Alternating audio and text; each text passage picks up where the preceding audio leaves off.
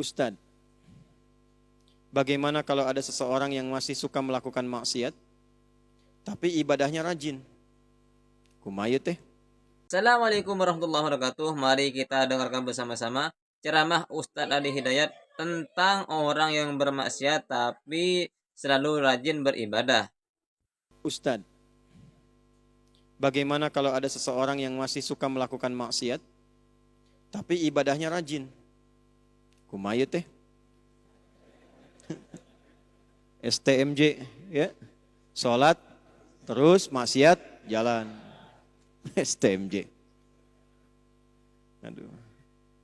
Cabe, jelly, royal, dan ginseng. Dalam benak orang tersebut mengakui dosanya, tapi hal yang terberat dia tinggalkan yaitu maksiatnya. Apa yang salah dengan orang tersebut? Salahnya masih maksiat. Salahnya taubatnya tidak serius.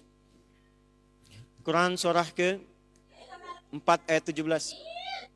A'udzu billahi minasyaitonir rajim. Bismillahirrahmanirrahim. Innamat taubatu 'ala Allahi lil ladzina ya'maluna as-su'a bijahalatin thumma yatubuna min qarib. Allah hanya akan menerima orang tobat yang sungguh-sungguh. Yang saat sadar dia salah, dia segera bertobat. Jadi rumus tobat itu kalau sadar salah jangan ditunda, segera tobat saat itu. Salah sore, ba'da asar, jangan tunggu malam sambil tahajud. Karena boleh jadi maghrib meninggal. Maut datang lebih cepat dari apa yang tidak diduga. Segera. Yang kedua, sungguh-sungguh. Terus begitu.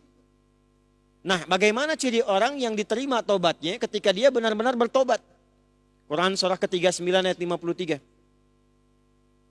Qul ya ibadiyalladzina asrafu ala anfusihim la taqnatu min rahmatillah.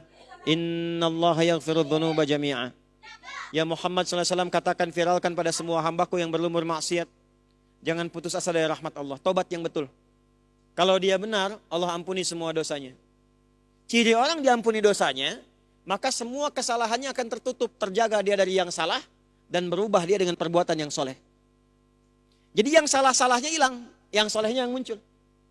Mata pernah melihat maksiat, gambar yang tidak bagus, ya, video-video yang buruk. Tobat, di mana ciri diterimanya? Maka matanya sudah nggak suka lagi melihat yang salah, yang soleh yang dilihat, Quran yang baik-baik, itu tandanya. Dan dia nggak suka diarahkan kepada perbuatan yang pernah dia kerjakan sebelumnya. Dengar aja udah nggak suka. Itu ciri orang tobat diterima. Makanya setiap kita temukan kalimat taba, seringkali umumnya disusulkan dengan kalimat faman taba wa aslaha. Ya, dia bertobat dan dia berbuat islah. Itu cirinya. Karena itu jangan putus asa dari tobat. Kalau sekarang ditobati ada maksiat lagi, tobat lagi. Terus tobat terus. Sampai hati Anda merasa lelah dan mulai kemudian tunduk untuk bertobat kepada Allah Subhanahu wa taala. Jangan putus asa dari tobat.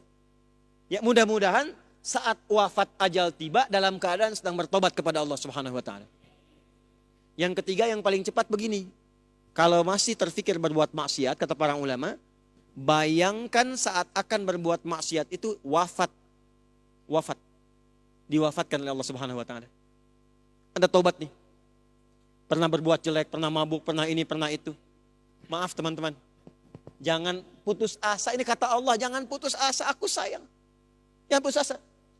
Dan biasanya ada bersitan dalam pikiran kita, dalam jiwa kita. Aduh, diterima nggak kalau tobat? Masih bisa kembali nggak? Kalau ada kalimat itu tersirat, itu hidayah dari Allah. Rumus Qurannya cepat ambil. Ini Allah sendiri yang jawab, hambaku, disebut hamba. Sebanyak-banyaknya dosa, membunuh, merampok, berzina, pernah mabuk, sebanyak-banyaknya. Kata Allah, hambaku, ini rahmatku, cepat ambil. Sujud. Tangisi dosa itu. Kalau belum bisa menangis, menangis lagi. Nangis lagi. Nangis lagi. Tangisi diri kita yang belum bisa menangis. Sampai hatinya lunak. Berusaha terus. Sampai kita merasakan ketenangan dalam tobat.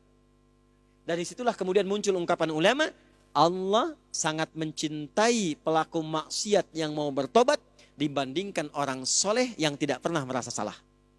Jadi sangat jelas Boleh ya, bikin kalau status. ceramahnya Ustadz Adi Hidayat itu jelas. Semuanya jelas, tidak ada yang tidak jelas.